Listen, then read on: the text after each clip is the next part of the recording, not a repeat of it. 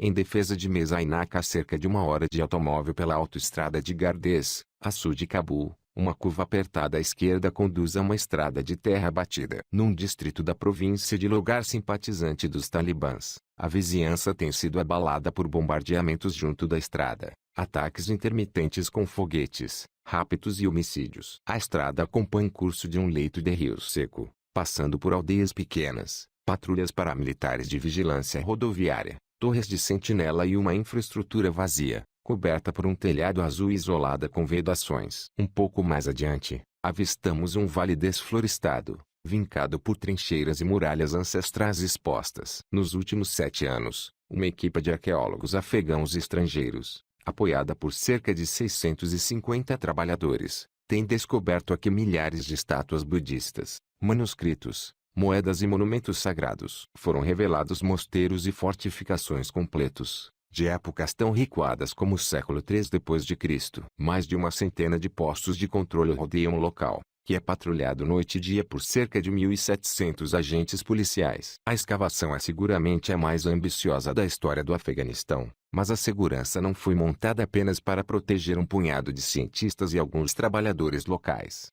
Enterrados sob as ruínas ancestrais, encontra-se um filão de minério de cobre que se estende por 4 quilômetros e penetra 1,5 km, ou mais, em Baba al-Ali, a montanha que domina a paisagem. É uma das maiores jazidas inexploradas do mundo e deverá conter 11,4 milhões de toneladas de cobre. Na antiguidade, o cobre conferiu riqueza aos monges que aqui habitavam. Depósitos colossais de escória púrpura, os resíduos solidificados da sua fundição, escorrem pelas encostas de Baba al-Ali, atestando uma produção de escala quase industrial. O governo afegão espera que o cobre ajude o país a prosperar ou pelo menos a tornar-se autossuficiente. O nome deste local é um eufemismo, Mezainak, pequeno poço de cobre. Em 2007, o grupo China Metallurgical Corporation, MCC, empresa assediada em Pequim, liderando um consórcio apoiado pelo Estado, ganhou os direitos de concessão para extrair o cobre do local durante 30 anos. A empresa fez uma licitação de valor superior a 2,6 mil milhões de euros e prometeu criar infraestruturas neste distrito isolado e pouco desenvolvido,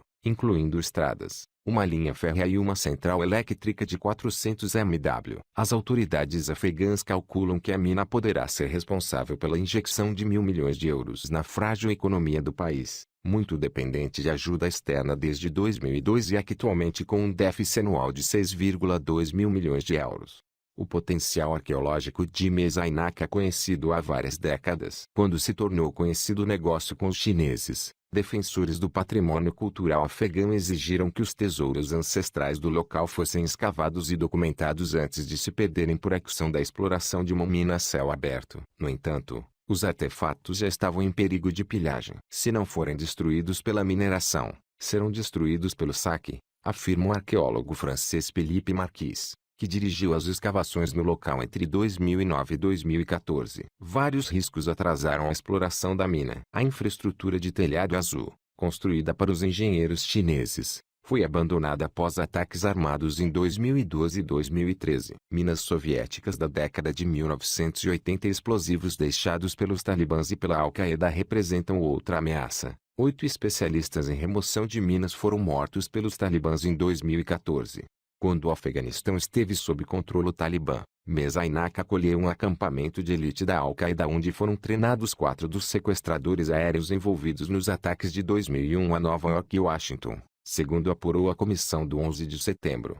Se acrescentarmos aos desafios de segurança as complicações logísticas, a falta de transporte ferroviário para transportar o cobre e a enorme escassez de água, não admira que a extração mineira, com início originalmente previsto para 2012, ainda não tenha começado. Em 2013, a MCC contestou algumas premissas do contrato e as duas partes ainda não renegociaram. É improvável que venha a ocorrer extração mineira antes de 2018. Os atrasos concederam aos arqueólogos um prazo consideravelmente maior para escavar, embora com uma força de trabalho bastante reduzida. O passado já revelado contrasta severamente com a violência e a desordem desta época. Entre os séculos 3 e 8 d.C., Mezainak foi um centro espiritual que floresceu em paz relativa. Pelo menos 7 complexos de mosteiros budistas com vários pisos, contendo capelas, alojamentos para monges e outras divisões, formam um arco em redor do local. cada um protegido por antigas torres de atalaia e muralhas altas. No interior destes complexos e residências fortificados, os arqueólogos escavaram quase 100 estupas de xisto e argila, relicários budistas essenciais ao culto.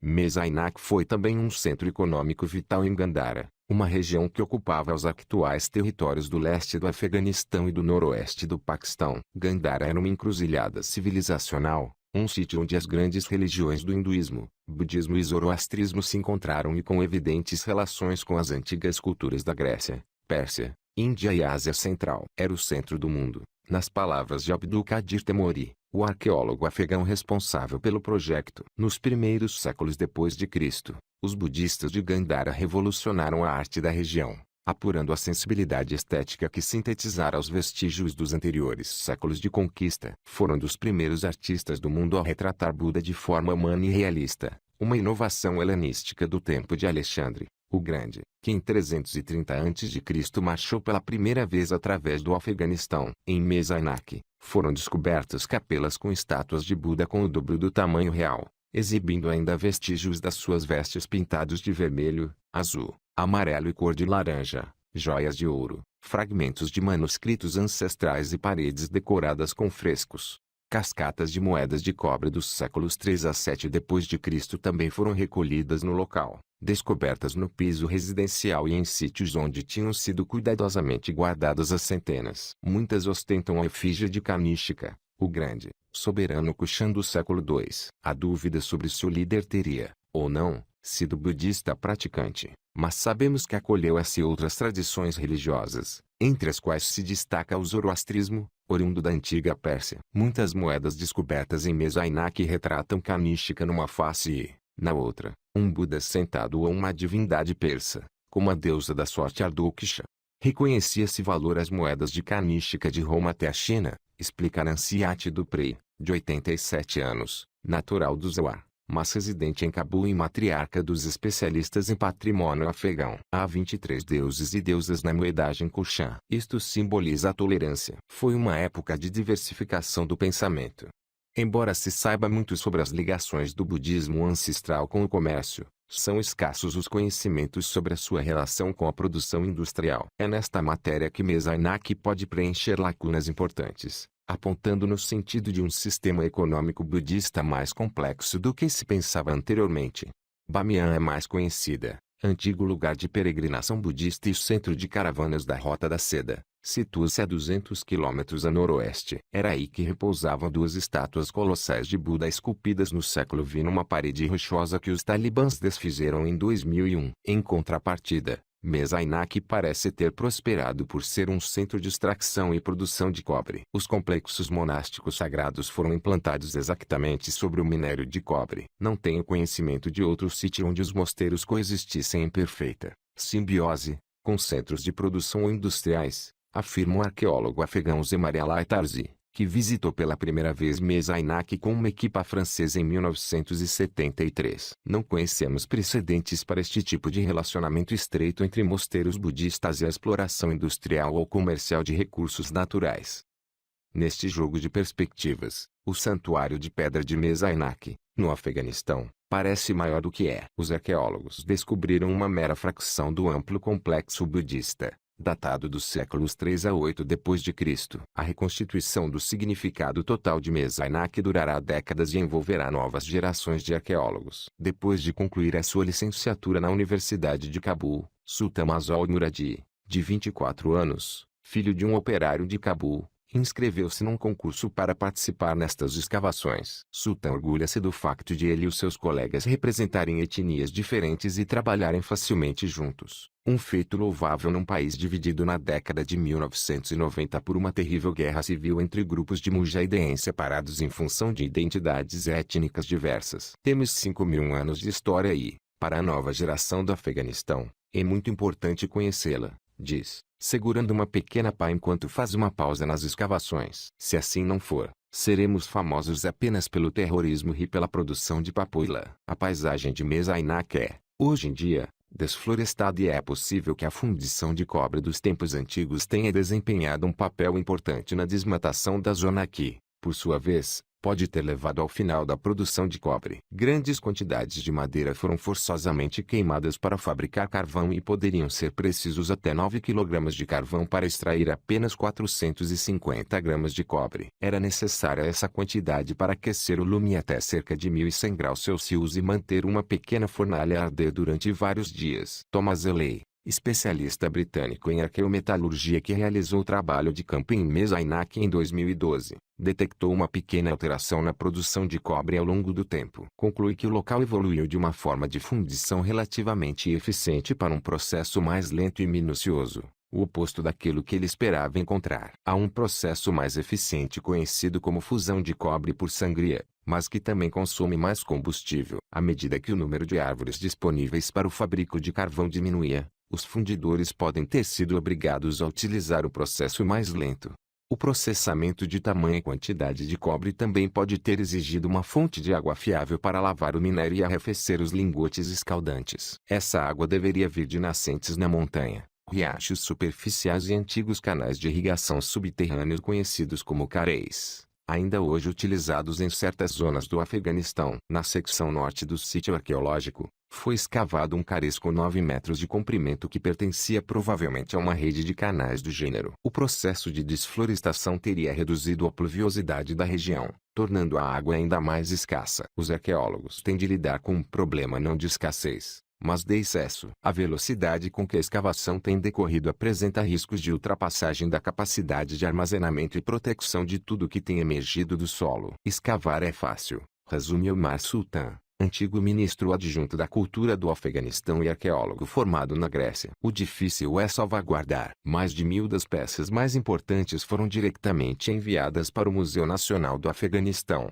em Cabul. Infelizmente, não podemos aceitar todos os artefatos, defende Omar Akama Soudi, durante muitos anos diretor do museu. Não há lugar para eles. Por ora, os milhares de objetos encontrados em Mezainak que não se encontram no museu foram temporariamente armazenados no sítio ou perto dele. A maioria não foi ainda analisada ou estudada. Mas Soudi e Sultan gostariam de construir um museu local no futuro. Mas a hipótese mais provável, pelo menos a curto prazo, consiste em criar um museu virtual e disponibilizar reconstituições na internet para preservar a memória de Mezainak quando a mineração começar. No entanto, os desafios de segurança do Afeganistão terão de ser resolvidos entretanto. E, a longo prazo, outros atrasos na exploração mineira podem representar ameaças mais graves. A segurança de Mezainak depende em grande parte da continuidade de empregos estáveis para a população local, pois existe risco de que esta venha a incorporar as fileiras talibãs ou que possa ser coagida nesse sentido. Muitos trabalhadores queixam-se de as suas aldeias terem sido evacuadas para dar lugar à extração de cobre. O Banco Mundial,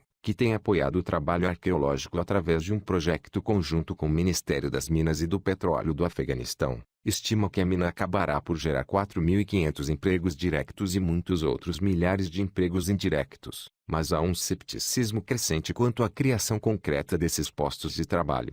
Ao longo dos anos, algumas centenas de homens têm sido pagos generosamente, pelos padrões locais, para usar picaretas ou pás e fazerem outros trabalhos não qualificados no sítio arqueológico. Mas se não tivermos comida ou salário, quando os nossos filhos têm fome, faremos o que for preciso, suspira Bibi Rahman. Talvez até aderir aos talibãs. Eles pagam salários.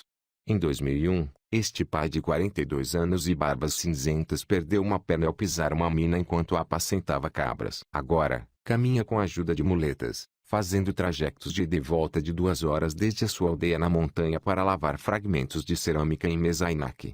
As vidas difíceis de autóctones como a Bibi não deverão mudar muito no futuro imediato. Muitos mostram ambivalência quanto à história que tem ajudado a revelar, não sentindo empatia com o passado pré-islâmico. O facto de os talibãs terem ameaçado trabalhadores, acusando-os de promover o budismo, também não ajuda. Apesar de tudo, existe admiração pelos feitos do passado. Os meus antepassados eram muçulmanos, afirmou um trabalhador de 36 anos e veterano do exército afegão que nos disse chamar-se Javed. Mas sabemos que muitas gerações pisaram este chão. Quando estou a trabalhar, penso que existiu aqui uma civilização, uma fábrica, uma cidade, reis. Sim, isto também é o Afeganistão.